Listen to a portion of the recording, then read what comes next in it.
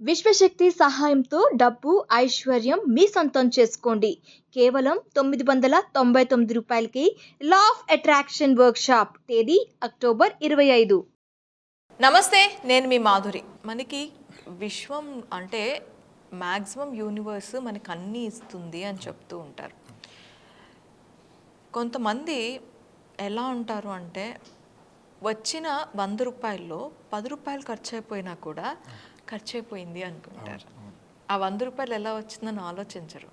అసలు ఆ mind set కరెక్టే అంటారా? ఎలాంటి మైండ్ సెట్తో ఉండాలి అంటారు? ఇప్పుడు రూపాయిని గౌరవించడం చాలా మంచి పద్ధతి అండి. ఓకే, అయితే నేనేం చెప్తానంటే ఎప్పుడు కూడా ఏదైనా సరే అతి అనేది ఉండకూడదు. జనరల్గా మనకు చెప్తారు ఏంటంటే తేనె అమృతం అంటారు, కానీ తేనెను కూడా ఎక్కువ తింటే వికారం వస్తుంది అంటారు. అవును.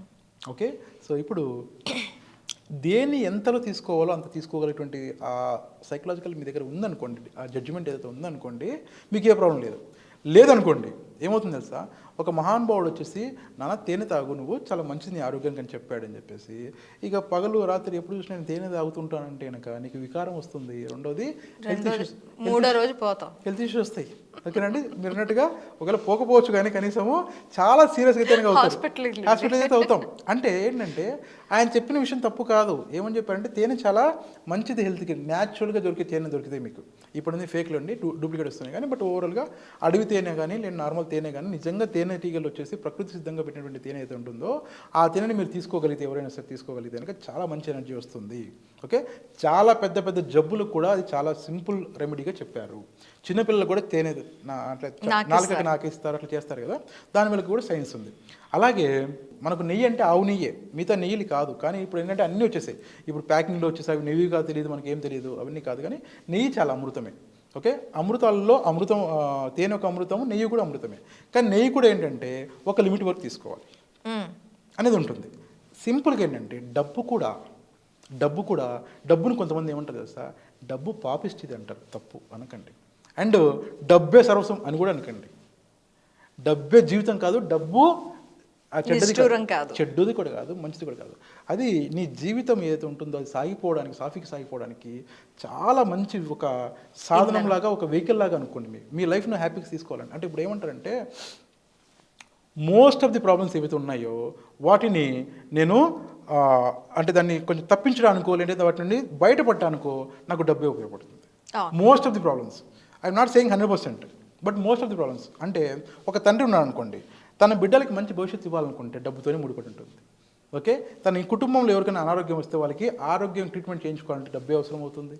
ఓకే, ఫర్ ఎగ్జాంపుల్ ఒక బర్త్డే వచ్చింది అనుకోండి, సింపుల్గా చెప్తాను, తన భార్య ఉందనుకోండి, ఆమెకి తన పుట్టినరోజు లేదంటే ఒక పండగ రోజు ఏదైనా సరే ఒక గిఫ్ట్ ఇవ్వాలనుకున్నాడు, జ్యువెలరీ కానీ డ్రెస్ కానీ ఇవ్వాలనుకున్నాడు, అప్పుడు కూడా మీకు డబ్బే కావాలి.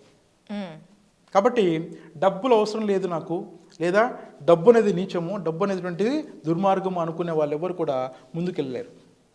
డబ్బే సర్వస్వము, డబ్బు తప్ప నాకు ఏమొద్దన్నాం అనుకున్నా కూడా వాళ్ళు ముందుకు పూర్తిగా వెళ్ళారు, ఎక్కడ చోట ఆగిపోతారు. కాబట్టి ఈ రెండు కాకుండా బ్యాలెన్స్ చేసుకునేలాగా ఉండాలి.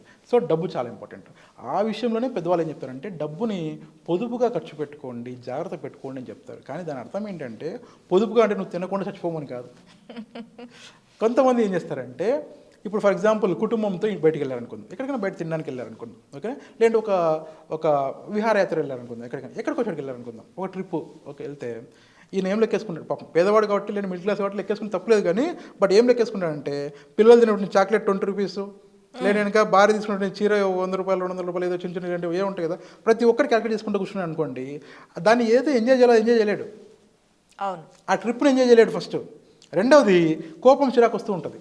భార్య పొరపాటు నాకు ₹1000 ఏదైనా చూపించింది అనుకోండి, ఒక వస్తువు అండి, ఇదేదో టెంపుల్కి వచ్చాం కదా, ఇక్కడ బాగా ఫేమస్ అంటండి, ఇది తీసుకెళ్తే ఇంట్లో మంచి జరుగుతుందని ఏదో తీసుకుంటారు వాళ్ళు, ఒక ₹1000 అనుకుంటా, ఈయన గుండెలో బయలుపోతుంటాయి, ₹1000 తీసుకున్నాను. మళ్ళీ పిల్లలు నాన్న నాకు అవి తీసుకున్నాను కనుక వాళ్ళకి మళ్ళీ అలా కాదు.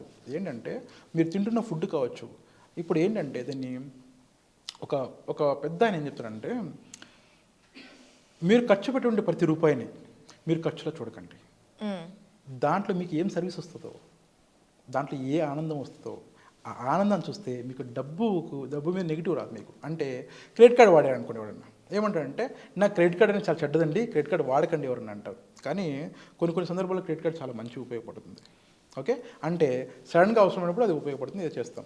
ఇప్పుడు ఆ క్రెడిట్ కార్డు వారి మీరు ఏదైనా సరే ఒక రెస్టారెంట్ బిల్ పే చేశారనుకోండి, మీ కుటుంబం అంతా కలిసి తింటున్నారు కదా, భోజనం చేస్తున్నారు కదా, మీకు అంత మంచి ఫుడ్ ఆ టైంకి, ఫర్ ఎగ్జాంపుల్ మీరు రోడ్ మీద వెళ్తున్నారు, మీకు ఫుడ్డే దొరకలేదు ఎక్కడ, మీకు ఫుడ్ ఎక్కడ దొరకలేదు అనుకోండి, ఇమాజిన్ చేసుకోండి, రోడ్ మీద ఏ షాపులు లేవు, ఏం లేవు, తినడానికి ఏం లేవు, సడన్గా మీకు ఒక చిన్న హోటల్ కనిపించింది అనుకోండి, వాళ్ళ దగ్గరికి ఒక 500 రూపాయలు ఇస్తే వాళ్ళు కడుపుంటే మనకు అందరికి భోజనం పెట్టారనుకోండి, మీరు ఎంత గ్రేట్ఫుల్గా ఉంటారు, ఎంత అనిపిస్తుంది మీకు.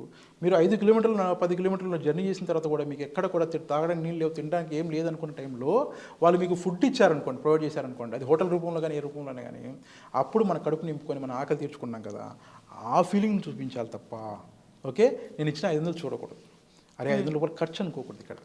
ఇక్కడనే మనం ఆలోచించాల్సింది ఏంటంటే, ఏదైనా సరే మీరు ఖర్చులా భావించి నెగిటివ్ చూస్తే కనుక దానికి కొంచెం డిస్రెస్పెక్ట్ లాగా అవుతుంది అంటారు. ఓకే, మనకి వచ్చిన దానికి డిస్రెస్పెక్ట్ అవుతుంది. మనకి ఏదైతే వచ్చిందో, ఇప్పుడు మనకి ఏదైతే వచ్చిందో అంటే ఆ వచ్చిన దానికి డిస్రెస్పెక్ట్ అవుతుంది, కాబట్టి అది చేయకూడదు. అంటే ఇప్పుడు నేను ఏమంటానంటే, ఒక హోటల్కి వెళ్ళి పడుకుని నిద్రపోయారు అనుకుందాం, ఒక వ్యక్తి రోజంతా కష్టపడ్డాడు, ఏదో ట్రిప్కి వెళ్ళాడు ఆఫీస్ వర్క్ మీద, రోజంతా బయట తిరిగి వచ్చాడు, రాత్రి అయితే ప్రశాంతంగా పడుకోవడానికి ఒక రూమ్ ఇచ్చారనుకుందాం హోటల్ వాళ్ళు, ఆ రూమ్కి ఒక 500 రూపాయలు ఛార్జ్ చేశారనుకుందాం.